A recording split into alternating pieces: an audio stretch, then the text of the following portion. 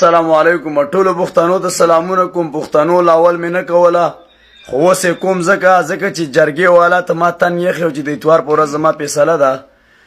د هغې نه پس بیا حق نه و پکار چې دغې جرګې والا لای پان کړی وی او بیا د هغې نه پس دغې جینۍ لم نه و پکار د حیاداره تورسري چې زما پلار یاد کړی وی، زما مور یاده کړی وی، زما فیملي یاده کړی وی.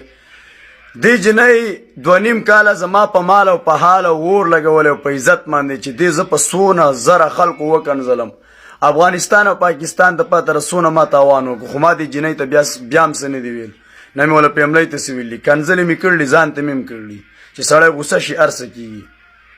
د کومو درېمګړو چې کار ساتلی د دې جنۍ دا غونډ ثبوتونه زر عالم پوجي عدالت ته مخامخ کوم. پوجي عدالت ته څه شي ته ما 9 کاله د دې وطن سپورټ کړی د دې جنډې دا په دې خوا کې مې چې لګېدل. پوجي عدالت ته مخامخ کوم. په ذات مې د الله قسم یې که درېمګړی سړی رانه ځان خلاص کړي.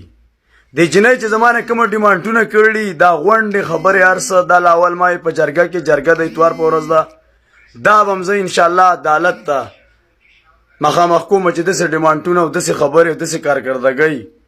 بل لا جنۍ وایي زه دا پیژنم نه، هغه ثبوتونه به م زه دا ورکړم عدالت له چې دا ما پیژني که نه. بل دا جنۍ وایي چې زه رسنه خبر نه یم، هغه ثبوتونه به م زه عدالت له ورکړم چې دا رسنه خبر ده که نه.